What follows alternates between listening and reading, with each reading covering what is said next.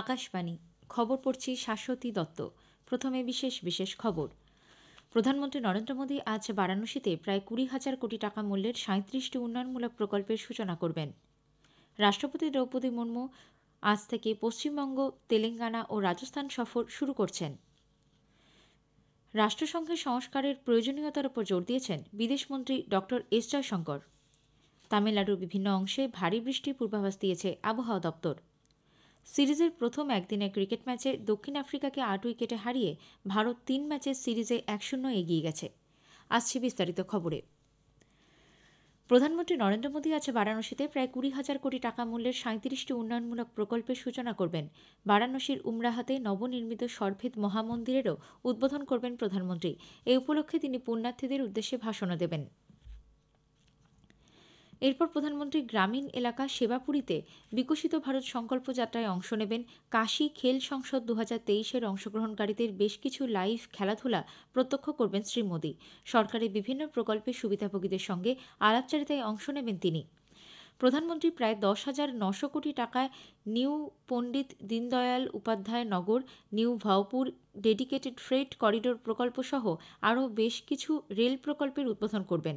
Smart city মিশনের আওতায় পর্যটন সংক্রান্ত বিশদ তথ্য সম্বলিত একটি ওয়েবসাইট এবং ইউনিফাইড ট্যুরিস্ট পাস সিস্টেমেরও সূচনা করবেন শ্রী মোদী। গতকাল প্রধানমন্ত্রী কাশীর নমঘাটে কাশী তামিল সঙ্গমমের দ্বিতীয় পর্যায়ের সূচনা করে বলেন, কাশী এবং তামিলনাড়ুর মধ্যে সম্পর্ক আবেগময় এবং সৃজনশীল। কাশী তামিল সঙ্গমম এমন একটি প্ল্যাটফর্ম যা উভয় অঞ্চলের বিভিন্ন স্তরের মানুষকে একে অপরের সঙ্গে যোগাযোগের সুযোগ করে দিয়েছে। তিনি বলেন, ধারাবাহিকভাবে এক ভারত শ্রেষ্ঠ ভারতের ধারণাকে এটি শক্তিশালী করছে। একই চেতনা নিয়ে সরকার কাশী তামিল সঙ্গমম এবং সৌরাষ্ট্র তামিল সঙ্গমমের আয়োজন করছে। সংসদে পবিত্র সিঙ্গল প্রতিষ্ঠাও এই এক ভারত শ্রেষ্ঠ ভারত চেতনার একটি চিত্র বলে উল্লেখ করেন তিনি। नए संसद भवन में पवित्र सेंगोल की स्थापना की गई है।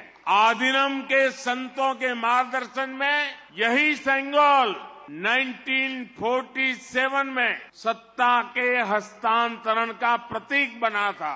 एक भारत श्रेष्ठ भारत की भावना का यही प्रवाह है जो आज हमारे राष्ट्र की आत्मा को आयोजन किए जाते हैं।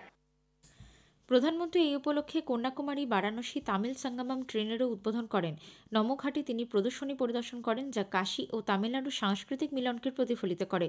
অনুষ্ঠানে উপস্থিত ছিলেন কেন্দ্রীয় শিক্ষামন্ত্রী ধর্মেন্দ্র প্রধান, তথ্য ও সম্প্রচার প্রতিমন্ত্রী ড এল মুরুগান, উত্তরপ্রদেশের মুখ্যমন্ত্রী যোগী আদিত্যনাথ এবং বিজেপির তামিলনাড়ু শাখার প্রধান কে আন্নামালাই। উল্লেখ্য, প্রধানমন্ত্রী নিজের সংসদীয় অঞ্চল বারাণসীতে রয়েছেন দুদিনের সফরে। বারাণসীতে বিকশিত ভারত সংকল্প যাত্রায় অংশ নিয়ে প্রধানমন্ত্রী গতকাল বলেন, সরকারি প্রকল্পগুলি কোনো বাধা ছাড়াই সঠিক সময়ে জনগণের কাছে পৌঁছানো উচিত। সরকারের বিভিন্ন উন্নয়নমূলক প্রকল্পের সুবিধাভোগীদের সঙ্গে তিনি আলাপচারিতায় যোগ দেন এবং বিকশিত ভারত সংকল্প যাত্রা প্রদর্শনী ঘুরে দেখেন। তিনি বলেছেন, বিশ্বজুড়ে আলোচনার কেন্দ্রে রয়েছে ভারত এবং মেড ইন ইন্ডিয়া একটি প্রভাবশালী ব্র্যান্ডে পরিণত হয়েছে। গতকাল প্রধানমন্ত্রী সুরাটে বিশ্বের বৃহত্তম কর্পোরেট হাব ডায়মন্ড বুরসের উদ্বোধনী অনুষ্ঠানে ভাষণ দিচ্ছিলেন। এখানকার অনুকূল পরিবেশের সুযোগ নেওয়ার জন্য এবং ভারতীয় গহনা শিল্পকে নতুন উচ্চতায় পৌঁছে দেওয়ার জন্য তিনি হিরে ব্যবসায়ীদের কাছে আবেদন জানান। তিনি বলেন, ডায়মন্ড বুরস প্রকল্প নতুন ভারতের শক্তি এবং সক্ষমতার প্রতীক। এর আগে প্রধানমন্ত্রী সুরাট বিমানবন্দরে নতুন ইন্টিগ্রেটেড টার্মিনাল ভবনেরও উদ্বোধন করেন।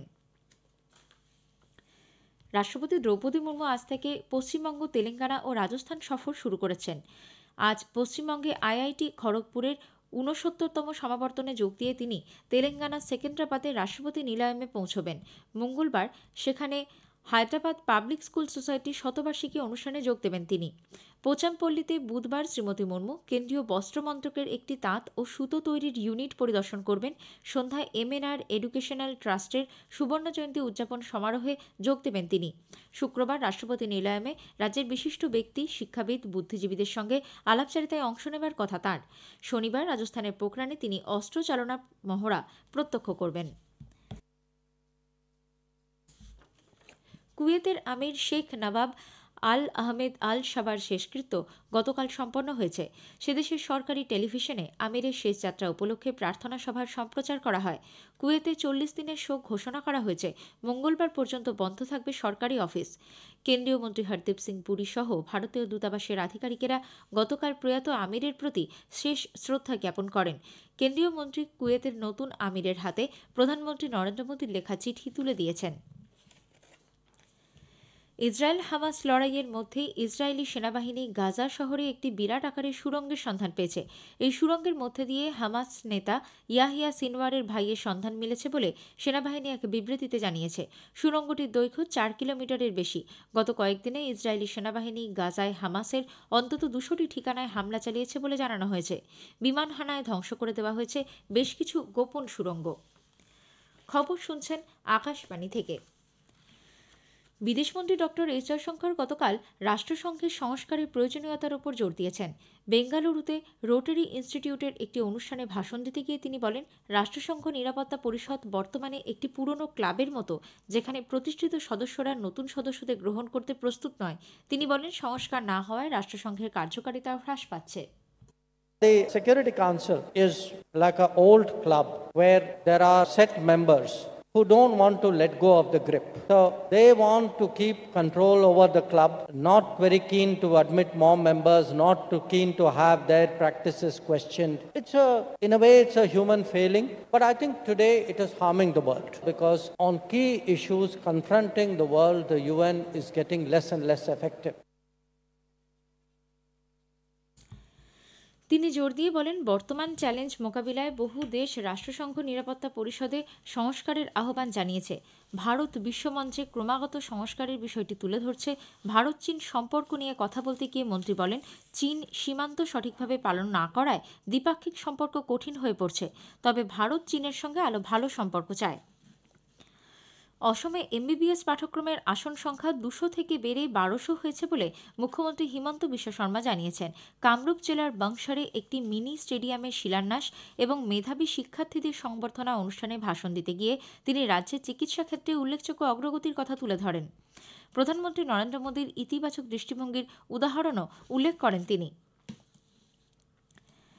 তামিলনাড়ুর দক্ষিণের জেলাগুলিতে ভারী থেকে অতি ভারী বৃষ্টির পূর্বাভাস দিয়েছে আঞ্চলিক আবহাওয়া দপ্তর। উত্তরের উপকূলবর্তী এলাকায় এবং কেন্দ্রস্থলের জেলাগুলিতেও আগামী এক সপ্তাহে ভারী বৃষ্টি হতে পারে। তিরুনেলভেলি, তুতিকোরিন, রামানাথাপুরম এবং কন্যাকুমারী জেলায় 20 সেন্টিমিটারেরও বেশি বৃষ্টিপাত হয়েছে গত 50 বছরে, যা রেকর্ড। এই জেলাগুলিতে আজ শিক্ষা প্রতিষ্ঠান বন্ধ রাখা হয়েছে। ত্রাণ ও উদ্ধার কাজের জন্য তৈরি রয়েছে এনডিআরএফের টিম। সাইক্লোনের পর আবহাওয়া দপ্তর জানিয়েছে, আজকে সারাদিন দক্ষিণ তামিলনাড়ুতে ভারী থেকে অতি ভারী বৃষ্টি চলবে। তিরুনেলভেলিতে তামিরপারানি নদীর জল সর্বোচ্চ সীমা দিয়ে বইছে। চালু করা হয়েছে কন্ট্রোল রুম। জনগণকে সতর্ক থাকার বার্তা দেওয়া হয়েছে। জোহানেসবার্গের ওয়ান্ডারার্স স্টেডিয়ামে গতকাল প্রথম একদিনের ক্রিকেট ম্যাচে ভারত 8 উইকেটে দক্ষিণ আফ্রিকাকে হারিয়ে 3 ম্যাচের সিরিজে 1-0 এগিয়ে গেছে। টসে জিতে প্রথমে ব্যাট করার সিদ্ধান্ত নেয় দক্ষিণ আফ্রিকা। প্রথম থেকেই তারা ব্যাটিং বিপর্যয়ের সম্মুখীন হয়। 27 ওভার 3 বলে মাত্র 116 রানে তারা অল আউট হয়ে যায়। ভারতের অর্শদীপ সিং 5 উইকেট নিয়েছেন। প্রথম ভারতীয় পেস বোলার হিসেবে দক্ষিণ আফ্রিকার বিরুদ্ধে একদিনের ম্যাচে 5 উইকেট নেওয়ার নজির গড়লেন তিনি। আবেশ খান 4 উইকেট ও কুলদীপ যাদব 1 উইকেট নিয়েছেন। জবাবে ব্যাট করতে নেমে ভারত 16 ওভার 4 বলে 2 উইকেট হারিয়ে জয়ের জন্য প্রয়োজনীয় রান তুলে নেয়। অর্শদীপ সিং ম্যাচে সেরা হয়েছেন। সেন্ট জর্জেস ওভালে সিরিজের দ্বিতীয় ম্যাচটি অনুষ্ঠিত হবে আগামী মঙ্গলবার। দুবাইয়ে অনূর্ধ্ব 19 এশিয়া কাপের ফাইনালে আয়োজক সংযুক্ত আরব আমিরশাহীকে হারিয়ে প্রথমবার এশিয়া কাপ চ্যাম্পিয়ন হল বাংলাদেশের অনূর্ধ্ব 19 দল। দুর্দান্ত ফর্মে থাকা ওপেনার আশিকুর রহমানের 129 রানে ভর করে 8 উইকেটে 282 রান তুলেছিল বাংলাদেশের তরুণ দল। জবাবে ব্যাট করতে নেমে আমিরশাহীকে 24 ওভার 5 বলে 87 রানে অল আউট করে বাংলাদেশ জিতেছে 195 রানে। কেন্দ্রীয় ক্রীড়া ও যুব বিষয়ক মন্ত্রী অনুরাগ সিং ঠাকুর খেলো ইন্ডিয়া প্যারা গেমসকে মানুষের আবেগ এবং উৎসাহের উদযাপন হিসেবে উল্লেখ করেছেন। নতুন দিল্লিতে গতকাল এই প্রতিযোগিতার সমাপ্তি অনুষ্ঠানে ভাষণ দিচ্ছিলেন তিনি। 105টি সোনা নিয়ে পদক তালিকায় শীর্ষে থাকা হরিয়ানা এবং দ্বিতীয় স্থানাধিকারী উত্তরপ্রদেশ ও তৃতীয় স্থানে থাকা তামিলনাড়ুকে মন্ত্রী অভিনন্দন জানিয়েছেন। শেষ করার আগে খবরের বিশেষ কিছু অংশ আরও একবার। প্রধানমন্ত্রী নরেন্দ্র মোদী আজ বারাণসীতে 20,000 কোটি টাকা মূল্যের 37টি উন্নয়নমূলক প্রকল্পের সূচনা করবেন। রাষ্ট্রপতি দ্রৌপদী মুর্মু আজ থেকে পশ্চিমবঙ্গ, তেলেঙ্গানা ও রাজস্থান সফর শুরু করছেন। খবর শেষ হলো।